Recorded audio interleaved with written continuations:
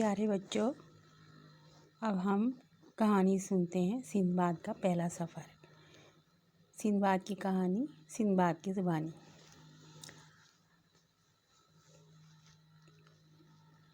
دوستو، تمہیں معلوم ہونا چاہیے کہ میرے والد بغداد کے سب سے بڑے تاجر اور امیر ترین آدمیوں میں سے تھے۔ میں ابھی کمسن ہی تھا کہ ان کا انتقال ہو گیا اور ان کی ساری دولت مجھے ورثے میں مل گئی۔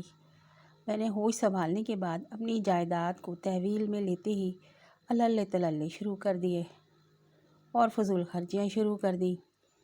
میں خوب شاندار کپڑے پہنتا، کھانے پینے پر بے تحاشا خرچ کرتا، غرض کہ اپنے ہم عمر اور بالکل بے پرواہ فضول خرچ نوجوانوں کی صحبت میں گل چھرے اڑانے کے سوا مجھے کوئی کام نہ تھا۔ میں یہ سمجھتا تھا کہ ساری عمر اسی طرح کھیل کود میں گزر جائے گی، مگر کچھ عرصے کے بعد میری غفلت کم ہوئی تو پتہ چلا کہ سارا خزانہ ختم ہو چکا، اور اگر اب مزید فضول خرچی سے باز نہ آیا تو بھیک مانگتا نظر آؤں گا۔ ڈر کے مارے میرا دل بیٹھ گیا اور مجھے حضرت سلیمان بن داؤد کی وہ کہاوت یاد آ گئی جسے والد صاحب اکثر دہرایا کرتے تھے: موت کا دن بہتر ہے پیدائش کے دن سے، زندہ کتا بہتر ہے مردہ شیر سے، اور قبر بہتر ہے مفلسی سے۔ میں نے اپنی بچی کچی جائیداد اور گھر کا سارا سامان 3000 درہم میں بیچ دیا۔ دل سے ڈر اور پریشانی کو رخصت کیا اور ٹھان لی کہ سوداگر بن کر ملک ملک گھوموں پھروں گا۔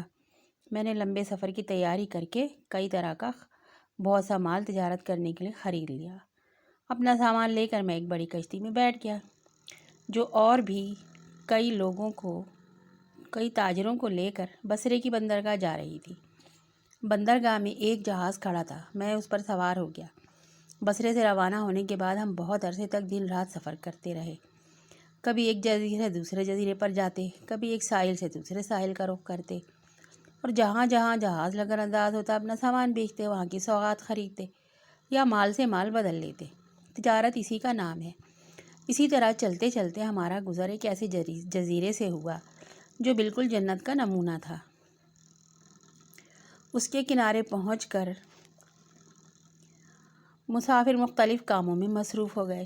کسی نے چولہا بنا کر آگ جلائی، کوئی کپڑے دھونے لگا، کچھ کھانے پینے گپے لڑانے لگے، اور میں تو جزیرے کی سیر کرنے کو نکل گیا۔ ہم سب اسی طرح اپنے کاموں میں یا تفریح میں مگن تھے کہ یکایک جہاز پر سے کپتان چیخا کہ فوراً جہاز پر آ جاؤ، جلدی کرو، اگر تم زندہ رہنا چاہتے ہو تو سب کچھ چھوڑ چھاڑ کر بھاگ آؤ، خدا تم پر رحم کرے، کیونکہ یہ جزیرہ نہیں ہے، ایک بہت بڑی مچھلی کی پیٹھ ہے۔ یہ مچھلی بابا آدم کے زمانے کی لگتی ہے، اس لیے اس کی پیٹھ پر مٹی جم گئی ہے اور درخت اگ آئے ہیں۔ اب جو تم نے وہاں آگ جلائی تو اسے گرمی محسوس ہوئی اور وہ ہلنے جلنے لگی۔ ارے کم بختو، وہاں کھڑے میرا منہ کیوں تک رہے ہو؟ جلدی کرو، بھاگو، ورنہ یہ مچھلی ایک دم سمندر میں غوطہ لگا جائے گی اور تم سب ڈوب مرو گے۔ کپتان کی چیخ پکار سن کر مسافروں میں بھگدڑ مچ گئی۔ وہ اپنے کپڑے، جوتے، ٹوپیاں، برتن چھوڑ کر جہاز کی طرف گرتے پڑتے دوڑے۔ اس افراتفری کے عالم میں وہ سب لوگ تو جہاز پر جا چڑھے جو ساحل سے قریب تھے، اور جو لوگ ذرا فاصلے پر تھے وہ رہ گئے۔ میں بھی انہی میں شامل تھا۔ وہ دوڑے ہوئے آ رہے تھے کہ جزیرہ بڑے زور سے ہلا اور غڑپ سے سمندر میں ڈوب گیا۔ اس کے ڈوبنے سے سمندر میں تلاطم برپا ہو گیا، بڑی بڑی موجیں اٹھنے لگیں اور بھنور بن گئے۔ ان بس نصیب لوگوں میں جو بھنور میں ڈوب رہے تھے، موجوں میں غوطے کھا رہے تھے، میں بھی شامل تھا۔ میرے ڈوب مرنے میں کسر ہی کیا رہ گئی تھی، مگر جسے اللہ رکھے اسے کون چکھے۔ اتفاق سے میرے ہاتھ ایک درخت آ گیا جس پر بیٹھ کر جس کو میں نے مضبوطی سے پکڑ لیا۔ میں بھی غنیمت جان کر اس درخت سے چمٹ گیا اور جان بچانے کی خاطر لگا ہاتھ پاؤں مارنے۔ موجوں کا وہ زور تھا کہ میں جہاز سے دور بہا جا رہا تھا۔ اتنی دیر میں جہاز میرے نظروں سے اوجھل ہو گیا اور کپتان جہاز کو تیزی کے ساتھ آگے لے گیا۔ میں جہاز کو ٹکٹکی باندھ کر دیکھتا رہا اور افسوس کرتا رہا۔ جہاز کے غائب ہوتے ہی میں نے دل میں کہا، میرا بچنا مشکل ہے۔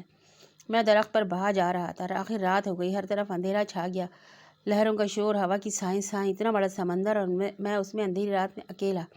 اللہ کے سوا وہاں اور کون تھا؟